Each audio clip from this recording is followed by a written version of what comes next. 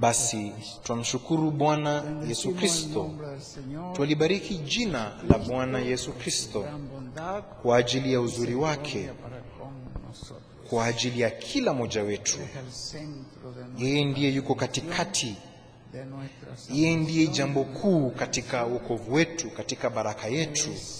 Yeye ndiye matumaini yetu. Yeye ndiye anayetupa tunachohitaji. Yeye ndiye amani yetu. Yeye ndiye nuru yetu. Na jinsi Paulo anavyosema, yeye ni kila kitu kwa ajili yetu. Tulibariki jina la Bwana Yesu Kristo kutoka mahali hapa. Na pia tunabariki jina la malaika wake mjumbe William Soto Santiago, tukimwomba Mungu ambariki katika siku hii ya leo mahali popote ambapo yuko, na baraka zote hapa Mexico, na ya kwamba awe wa baraka nyingi sana kwa watu wote hapa Mexico. Naona mtakuwa na hiyo tunuku kuu sana ya kuwa pamoja naye hapa, na ni vizuri jinsi gani, ni baraka.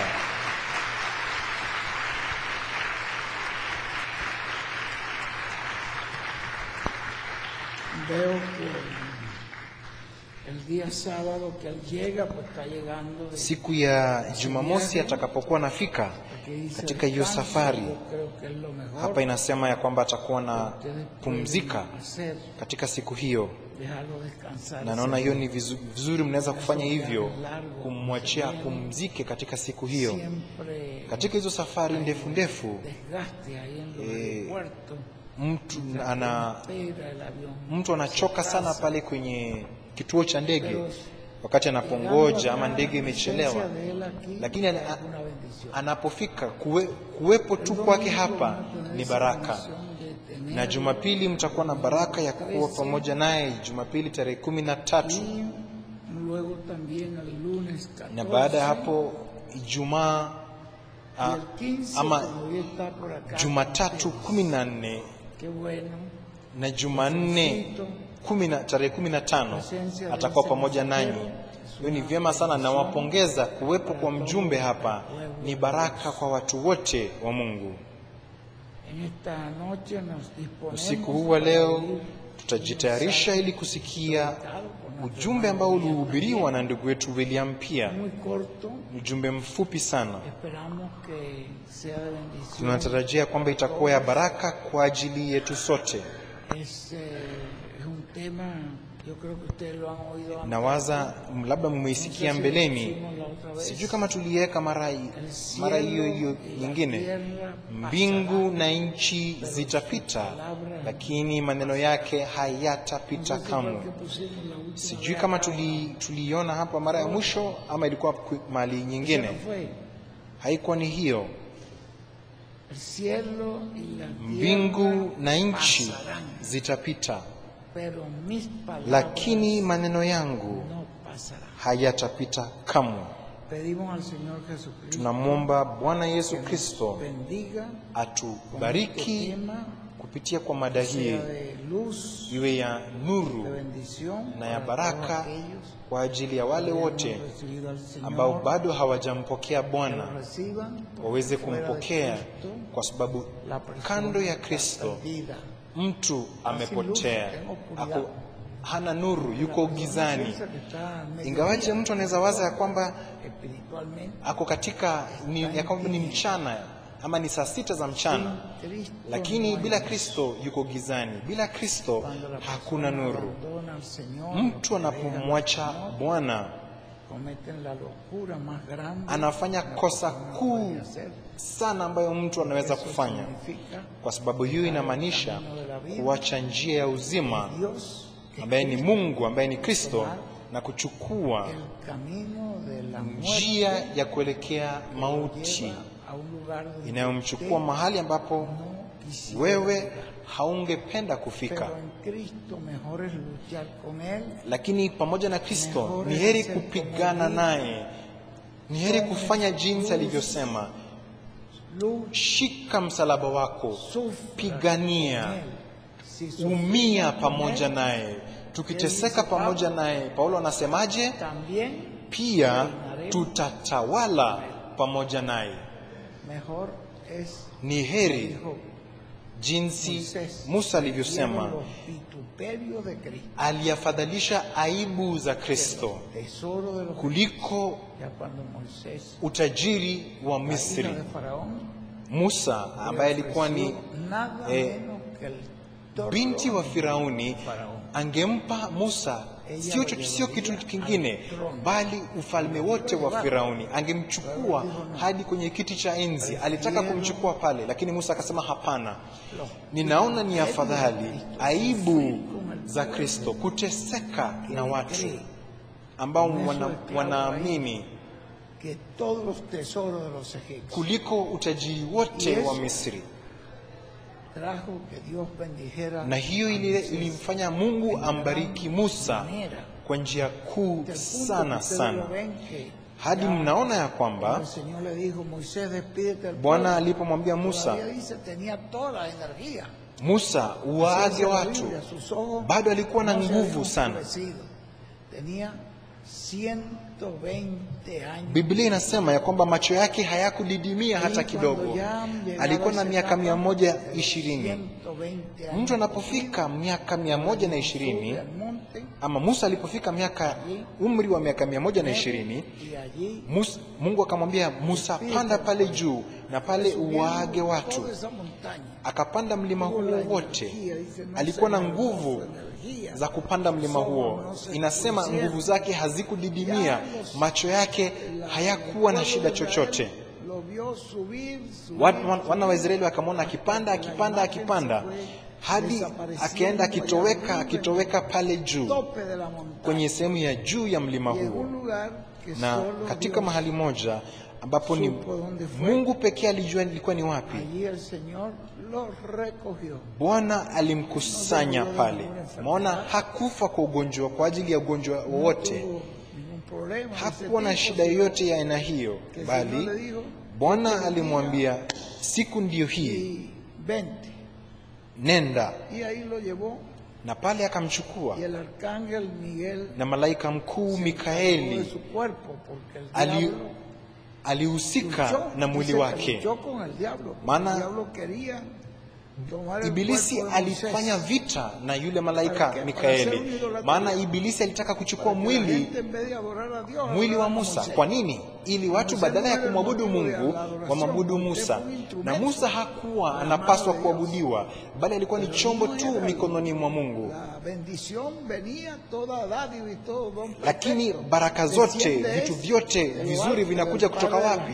Kutoka juu, kutoka Baba wa nuru, ambapo hakuna mabadiliko. Hiyo ni katika James mlango wa 1:17. Hapo ndipo baraka inapokuja. Lakini chombo ambayo Mungu anamtumia ili kuwabariki watu, tunawapenda, tunawafurahia, tunawaheshimu. Lakini yule tu ambaye anapaswa kuabudiwa, kusifiwa ni Bwana. Yule pekee ambaye anastahili kuabudiwa ni Bwana. Na hivyo basi, hiyo ilikuwa ni mtego wa Ibilisi ambayo alitaka kufanya, jinsi alivyofanya na watu wengine, alivyofanya na mwili wa Muhammad, ambapo kuna mahali waliweka mwili wake na watu wanaenda pale kila mwaka kuabudu. Nabii mkuu ama msomi mkuu sana kwa watu, kwa Waarabu, uzao wa Ishmaeli na pia uzao wa Ibrahimu. Lakini tazameni, kumwabudu yule mtu inamwondolea Mungu utukufu na haupati baraka yoyote. Kwa hiyo, lakini ni mamilioni ya watu, pilgrims, ambao wanaenda katika mahali pale ili tukugusa mahali pale. Ni makilomita na makilomita ya watu na wanasafiri siku na masiku ili kufika pale. Na tazameni Mungu anaabudiwa wapi?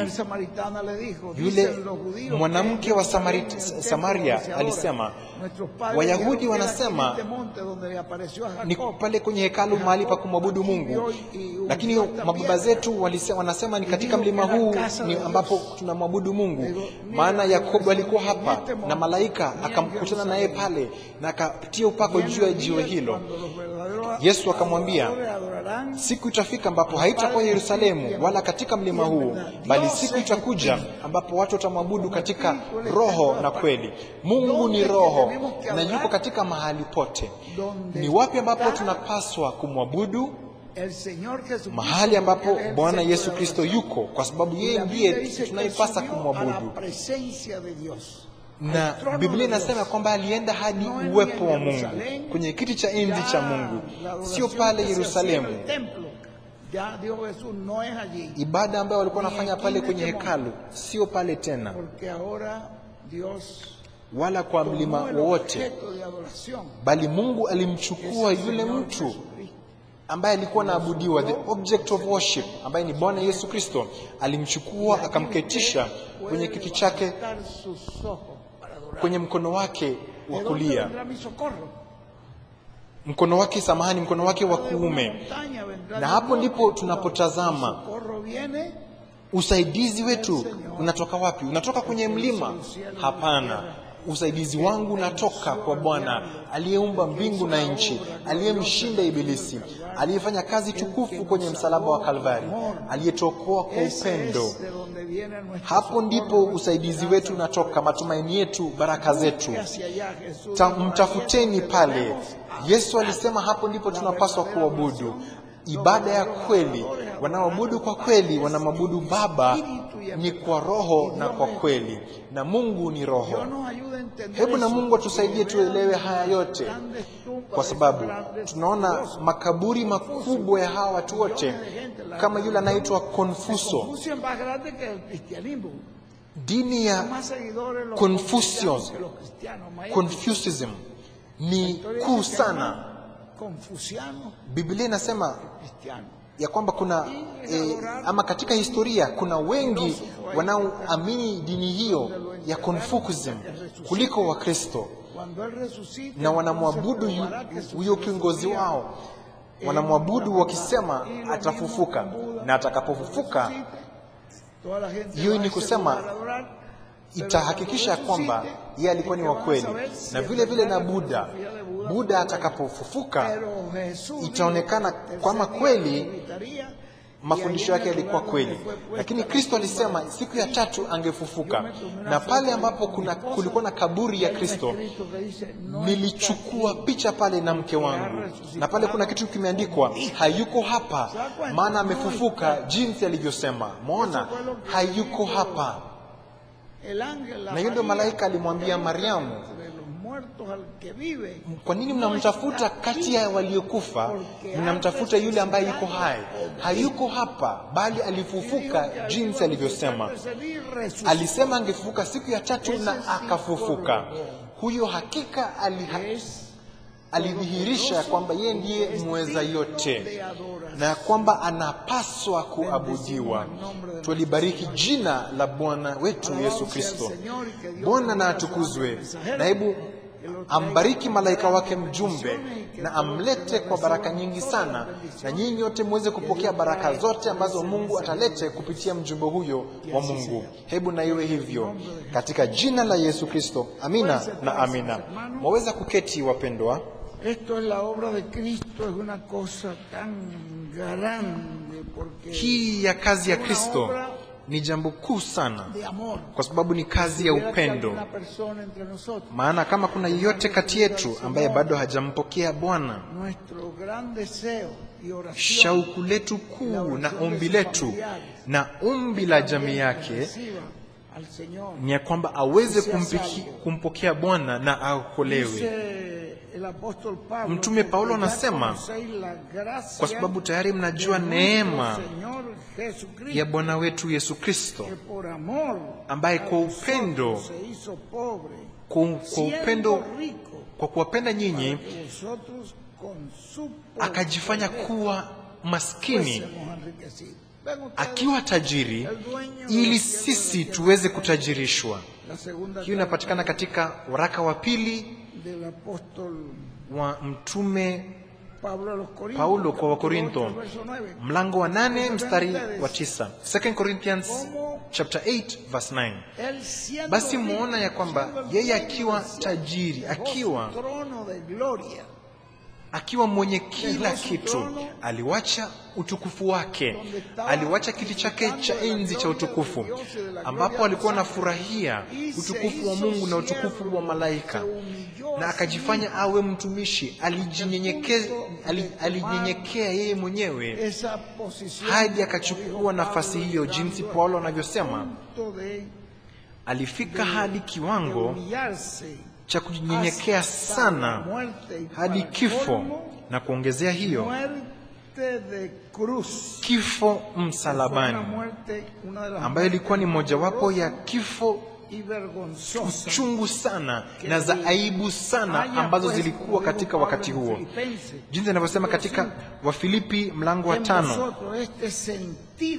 Philippians chapter 5, hebu na iwe ndani yenu jinsi ilivyokuwa katika Kristo, maana alikuwa akiwa Mungu.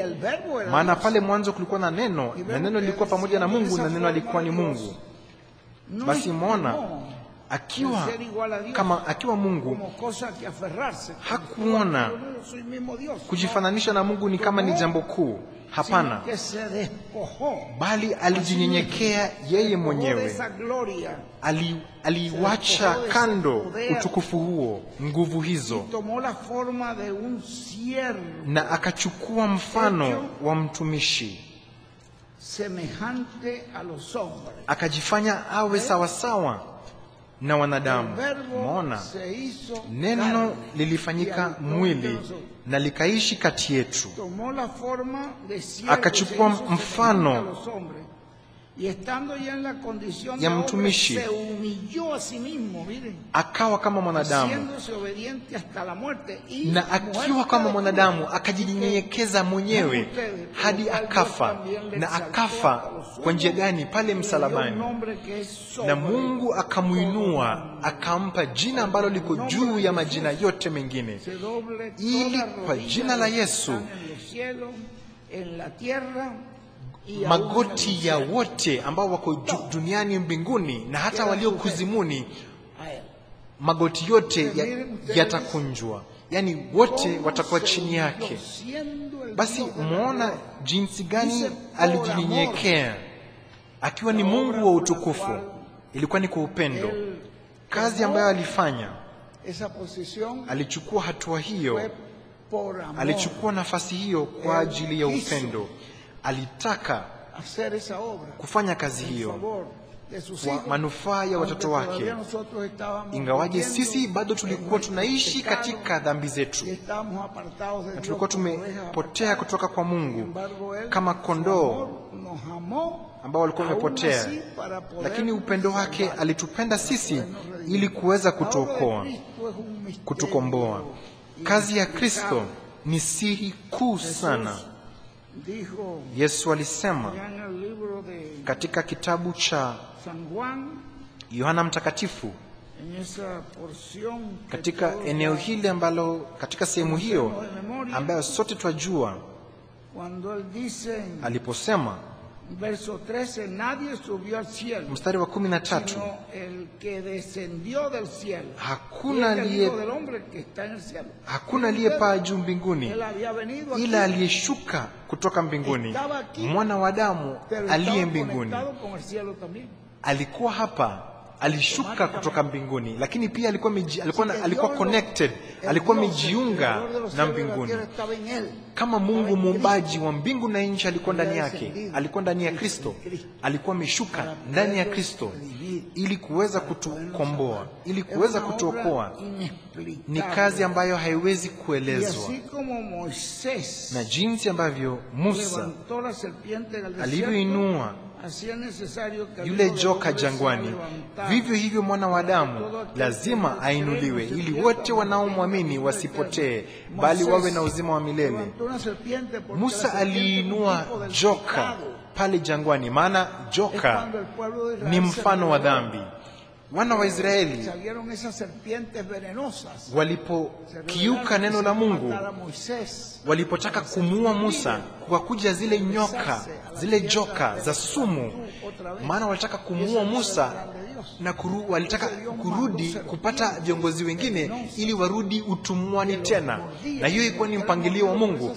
Na Mungu akatuma joka ama nyoka ambao walikuwa wasumu, na yeyote ambaye angeumwa na hiyo nyoka angekufa, na watu wakafa, watu wengi sana.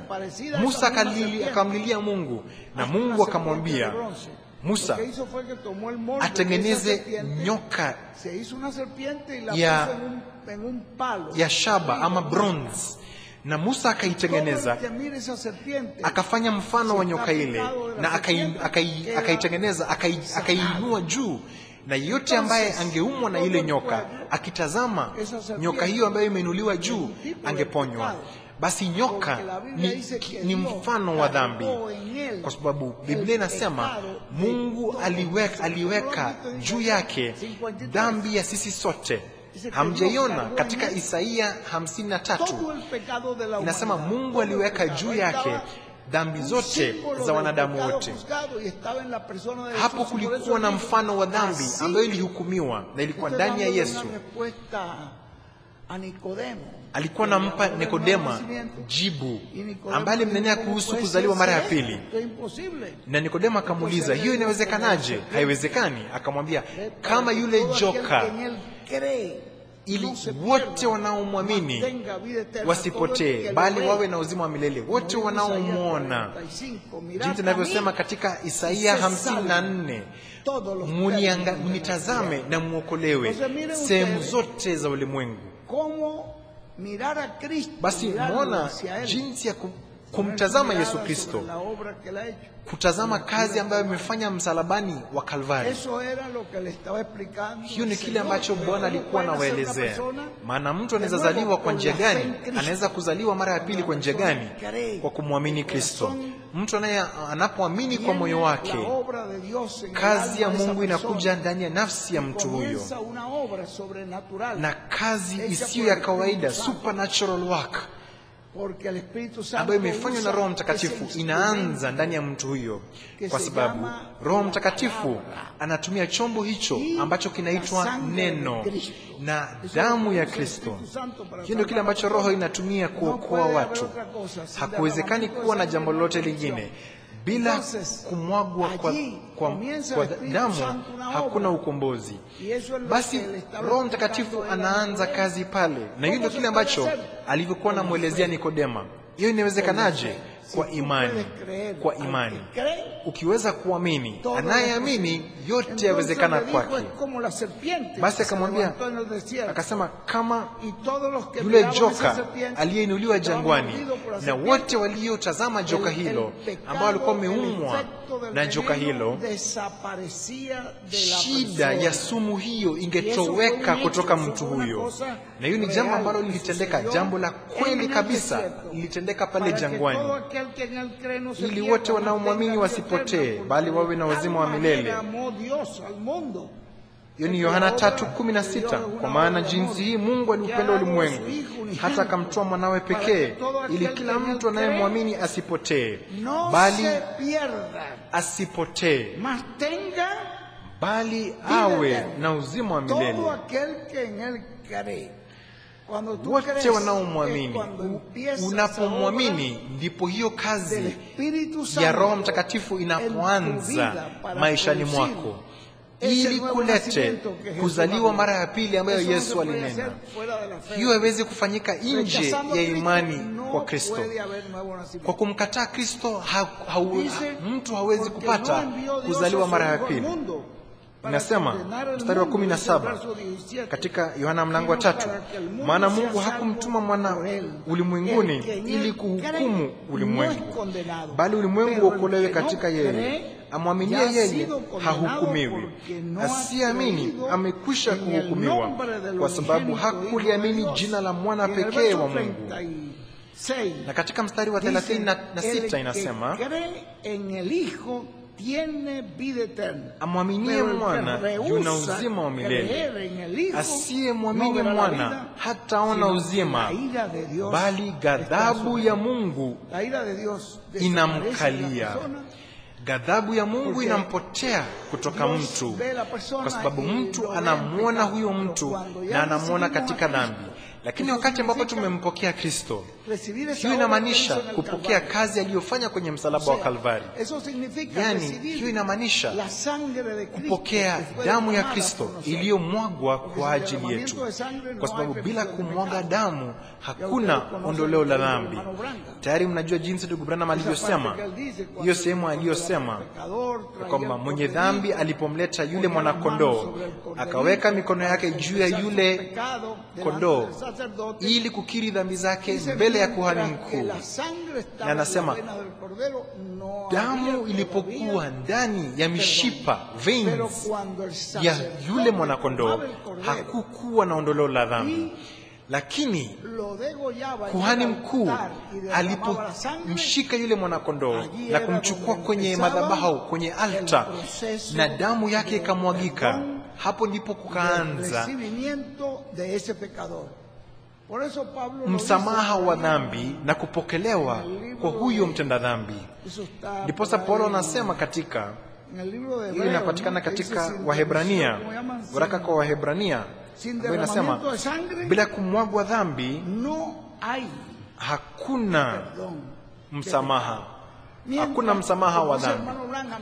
Jinsi ndugu Branham alivyosema, damu ilipokuwa ingali ndani ya mishipa ya Kristo, hakukuwa na ukombozi. Lakini aliposema, niko hapa Baba, ninajisalimisha kama kondoo wa Mungu, basi ni nani ambaye alikuwa anatoa sadaka ya kondoo kwenye hekalu? Ilikuwa ni makuhani. Na ni nani ambao walikuwa wanatazama ili yule kondoo asiondoke? Makuhani, wakisema mumsulubishe, mumsulubishe, wakimchukua pale Kalvari, bila kutambua wale makuhani walikuwa wanatimiza kilichokuwa kinatendeka hekaluni walipomshika yule mwanakondoo na kumfunga, na hakumwachia aondoke hadi alipofika pale kwenye madhabahu, na pale walimshika ili kumchinja. Na walikuwa wanafanya vivyo hivyo walifanya na Yesu, mchukue, mumsulubishe, asitoroke, asiepuke. Na alienda kwa hiari yake, kwa sababu bila kumwagwa kwa dhambi hakuna ondoleo la dhambi. Ilibidi afike pale Kalvari, na hangeweza kufa jinsi ilivyofanyika. Walivyotaka kumuua kwenye nyumba ya kuhani mkuu, wakampiga na viboko, hakuweza kufa. Na jinsi ilivyofanyika kwa Pilato, hangeweza kuuawa na wale wanajeshi ama askari wa Pilato, bali ilibidi afe mtini, maana alikuwa amewakilishwa katika yule nyoka jangwani, Kristo akibeba dhambi za wanadamu wote. Ndiposa akamwambia Nikodema. Nikodema hakuelewa, akamwambia, tazama Nikodema, hii ni jambo rahisi sana. Ni kama yule nyoka jangwani. Mbona Mungu ataweka juu yake zile dhambi? Inahitajika ama lazima mwana wa damu afe, atoe maisha yake ili watu waweze kuokolewa. Hakuna wokovu nje ya Bwana Yesu Kristo na nje ya sadaka hiyo iliyomwagwa na damu hiyo iliyomwagwa na Yesu Kristo. Paulo alisema hapa katika sehemu hii ambayo ninawasomea katika mlango wa 9, waraka kwa Wahebrania mlango wa 9, 11, mstari wa 11, lakini Kristo akishakuja, aliye kuhani mkuu wa mambo mema yatakayokuwapo, kwa hema iliyo kubwa na kamilifu zaidi, isiyofanyika kwa mikono, maana yake isiyo ya ulimwengu huu. Yaani ni kusema ya kwamba yeye alikuwa kuhani ambaye sio mojawapo ya wale kuhani kama wa Haruni. Hao kazi yao ilikuwa kufanya kazi ya ukuhani kwenye maskani ama tabernacle ambayo ilijengwa na mwanadamu. Lakini Yesu, ile maskani ambapo Yesu alichukua damu yake, haikuwa kwa ile maskani ambayo Aroni aliijenga ama Musa aliijenga, bali ilikuwa kwenye hekalu la Mungu, na wala si kwa damu ya mbuzi na ndama. Maona hakuingia pale mbinguni kwa damu ya ndama ama kondoo, bali kwa damu yake yeye mwenyewe. Ninawasomea hiyo katika Wahebrania mlango wa 9 mstari wa 12. Wala si bali kwa damu yake mwenyewe aliingia mara moja tu katika patakatifu patakatifu, na hakuingia katika patakatifu pa patakatifu hapa duniani, bali aliingia katika patakatifu pa patakatifu, the most holy place, pale mbinguni katika uwepo wa Mungu. Aliingia mara moja tu katika patakatifu, akisha kupata ukombozi wa milele. Kwa maana wao kila mwaka ilibidi watoe sadaka ya yule kondoo, kila mwaka kutoa sadaka ya yule mbuzi. Lakini Yesu kwa sadaka moja tu aliingia kwenye uwepo wa Mungu, akachukua dhambi zangu zote na dhambi zako zote, na zote zikafutwa pale na Bwana kwa wale wanaoamini. Na anasema aliingia mara moja tu katika patakatifu, akisha kupata ukombozi wa milele. Kwa maana ikiwa damu ya mbuzi na mafahali na majivu ya ndama ya ng'ombe walionyunyizwa wenye uchafu utakaswa hata kusafisha mwili, basi si zaidi damu yake Kristo. Kama damu ya wale wanyama ilikuwa kwa ajili ya kutakasa mwenye dhambi, kumsafisha mwenye dhambi, Paulo anasema itakuwa zaidi jinsi gani ile damu ya Kristo ambaye kwa Roho wa milele alijitoa nafsi yake kwa Mungu kuwa sadaka isiyo na mawaa, itasafisha dhamira zenu na matendo mafu, mpate kumwabudu Mungu aliye hai. Na haikuwa kwa mapenzi yake yeye mwenyewe, jinsi ndugu Branham alisema pale kwenye mto wa Yordani, ndege yule njiwa ama davu alishuka juu ya Yesu Kristo na akampa nguvu, akamuongoza hadi kumchukua kwenye msalaba wa Kalvari. Ndiposa anasema ilikuwa kwa Roho ya umilele ndio alifanya sadaka hiyo. Haikuwa ni jambo la mapenzi ya mwanadamu, bali ilikuwa ni sadaka ya umilele, Roho wa umilele wa Mungu. Mwana ilikuwa kupitia kwa Roho ya umilele, aliongozwa na Roho. Alisema Roho wa Mungu juu yangu, na Bwana akamuongoza hadi msalaba wa Kalvari.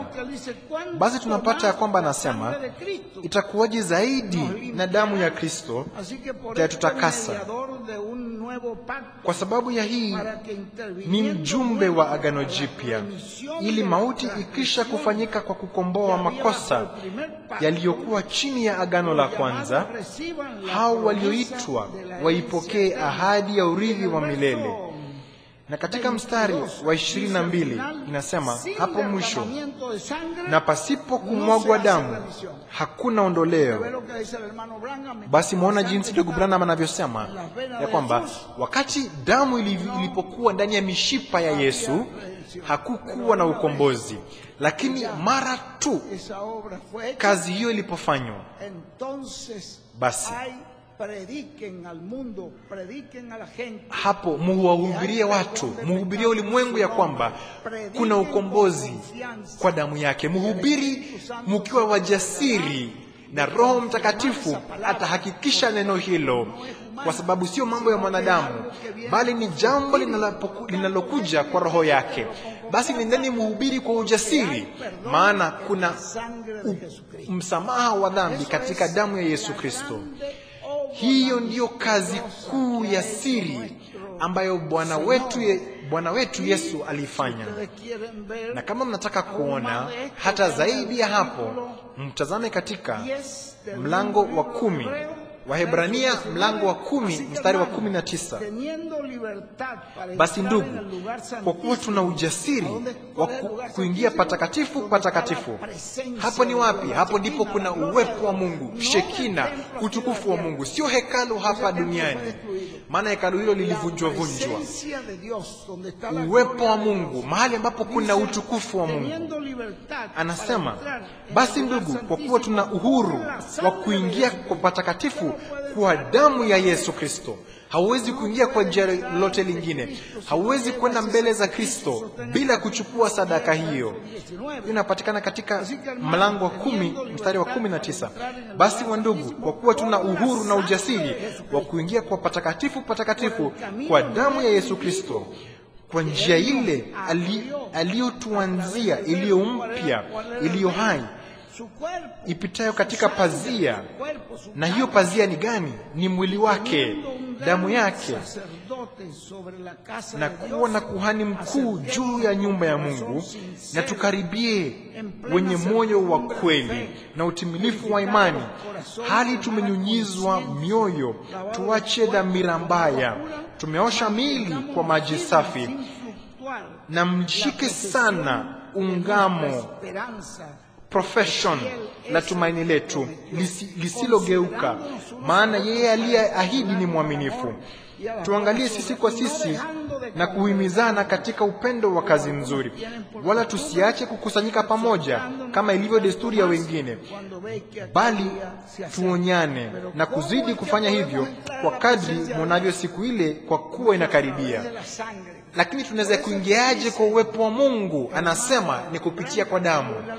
Ndiposa ndugu Branham anasema, na ndugu William anairudia katika ujumbe fulani, huwezi kuenda mbele za Mungu bila sadaka, bila sacrifice.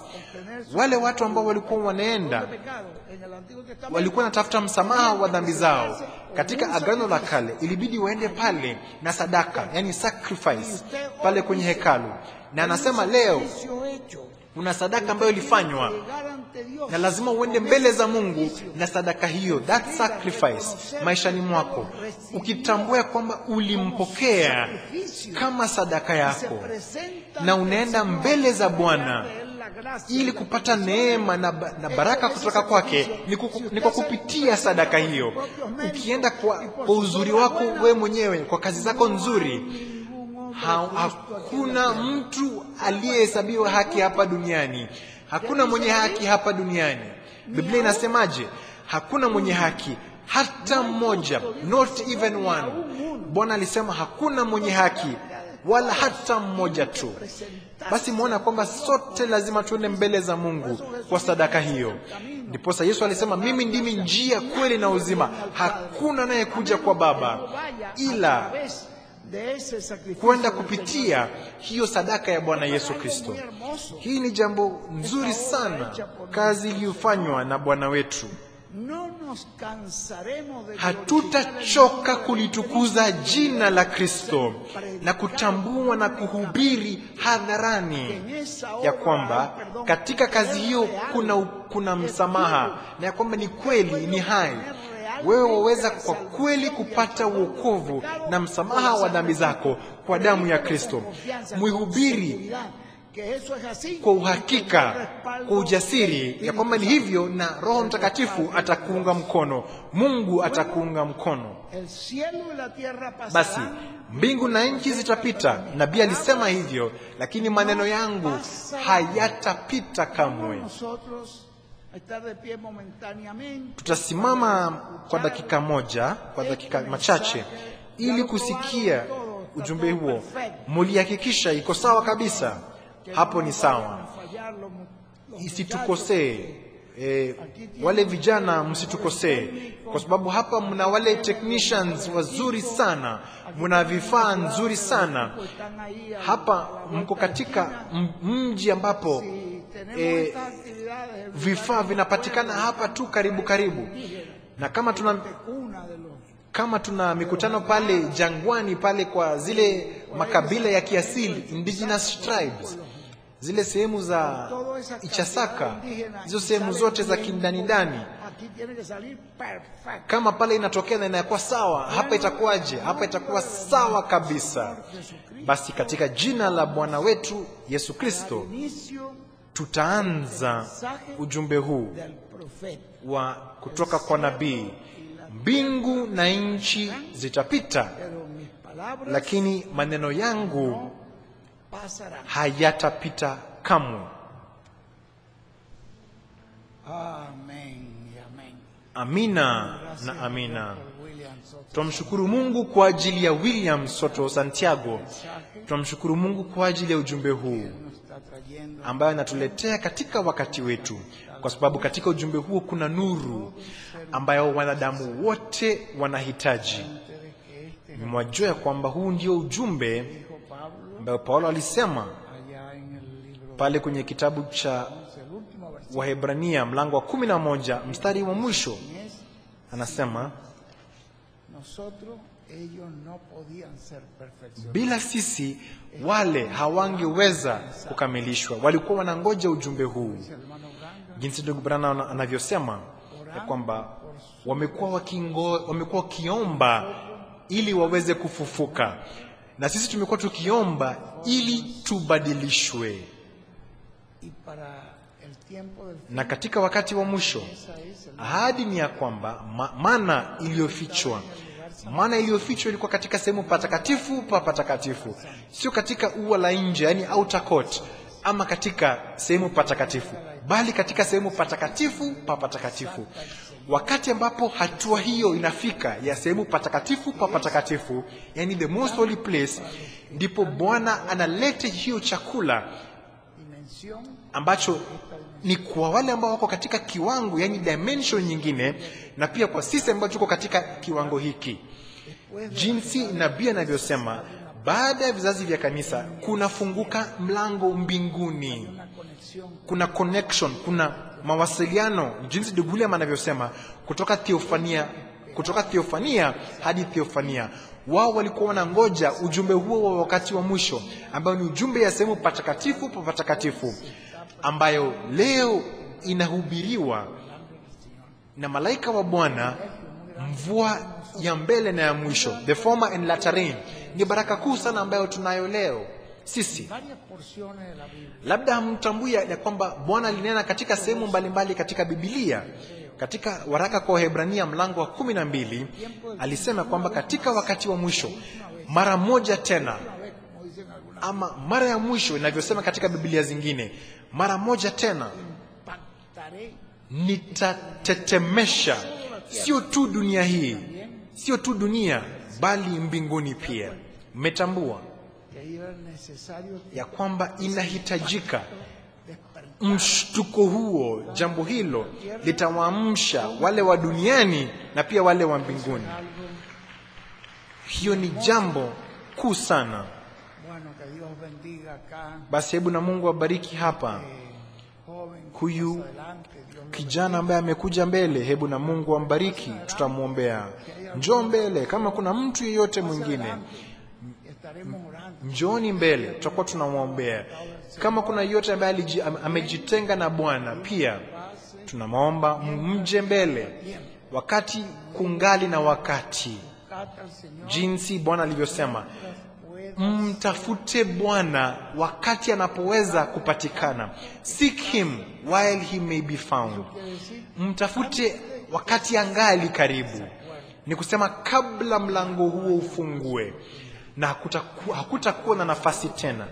Mjumbe anapokuwa hapa duniani akifanya mwito, akiwaita watu, mlango bado uko wazi. Ndiposa naomba Mungu ambariki huyu kijana. Mungu amwage juu yake baraka zote kutoka mbinguni na duniani. Amtumie kwa ajili ya utukufu wa Mungu. Hebu na Mungu amfungulie akili zake ili aweze kuelewa ni jambo kuu jinsi gani kumpokea Bwana Yesu Kristo. Na Kristo amtumie kwa njia kuu sana kwa ajili ya utukufu wa ufalme wake katika jina la Bwana Yesu Kristo. Hebu na iwe hivyo. Voy a dejar a nuestro hermano Luis. Tutamwalika ndugu wetu Luis hapa ili awape neno la mwisho, awape mawaidha ya mwisho. Que Dios me les bendiga. Na hebu Mungu azidi kuwabariki. ¿Hay alguna otra persona? Sijui kama kuna mtu yeyote mwingine. Si hay alguna otra persona, Kama kuna mtu yeyote mwingine aje mbele. pedimos también al Na pia Señor tunamwomba Bwana ambariki. pedimos al Señor que bendiga Tunamwomba Bwana abariki huyu kijana. que hoy tenemos estos Ni baraka kuu jinsi gani kwamba leo tuna hawa vijana wawili ambao wamempokea Bwana. Hebu na Mungu ambariki kijana huyu na baraka kuu sana kutoka mbinguni. Cristo les ilumine el entendimiento. Bwana awaangazie akili zenu, awajaze na hekima za kiungu, na waweze kuelewa siri ya kazi ya Kristo, kazi ambayo Kristo alifanya kwenye msalaba wa Kalvari, kifo ambacho alipitia kwa ajili yetu. Hii ni siri kuu sana ambayo katika Agano la Kale limewakilishwa pale katika wale kondoo wa Agano la Kale. Yohana alipomwonyesha alisema, huyu ndiye mwanakondoo wa Mungu anayeondoa dhambi za ulimwengu. Kwa sababu Mungu aliweka ndani yake, aliweka juu yake dhambi zetu zote. Bienaventurados y benditos Heri na wamebarikiwa wale wote ambao wamempokea. Wamebarikiwa na heri wale todos los que aman. wale wote wanaompenda Bwana, wabarikiwe na heri wao milele na milele. Hebu na Bwana wabariki kwa njia kuu sana. Asanteni sana kwa kila jambo. Mungu awabariki hawa vijana na awajaze na baraka zake. Hermano Luis ya les dé Ndugu wetu Lui aje awape maagizo, maelezo ya mwisho. gracias a Dios. Basi twamshukuru Bwana. Bendición muy grande. Kuna baraka kuu sana hapa. Dios bendiga a estos hermanos. Mungu ambariki hawa wandugu kwa neema ya Mungu. Reciben la luz de Cristo. Mupokee nuru ya Kristo. Hiyo ndio jambo kuu zaidi ya yote ambayo mtu anaweza kuwa nayo. Persona abre su corazón Mtu al anapofungua Señor. moyo wake kwa Bwana, kwa sababu Bwana alisema, Todos los que estáis trabajando mje kwangu wote ambao mna nzigo na mmechoka, nitawapa mapumziko. Umeona, alituahidi kutupa mapumziko de tal hayo. manera que Dios me los bendiga. Hivyo basi, hebu na Mungu awabariki. Hebu Mungu awape neema yake isiyokuwa na mwisho, na zaidi muweze kuelewa kazi ya Kristo kwenye msalaba wa Kalvari, na pia muweze kuelewa siri ya wakati huu tunaoishi. Mungu atawafunulia hiyo. Mnapozidi kutembea pamoja na Bwana, mtaelewa siri ya muhuri wa 7 ni gani. Muhuri wa 7 utakapofunuliwa kabisa, mtaona baraka kuu ambayo mtakuwa nayo pale. Lakini ni jambo ambayo mtakuwa mkijifundisha mnapoendelea kutembea, kwa sababu ufunuo wa Mungu inaendelea, inakuwa zaidi na zaidi, progressive. Hebu na Mungu awabariki. Mungu awabariki Luis. Mungu awabariki. Ninahesabia maombi yenu wapendwa. Mungu na awabariki.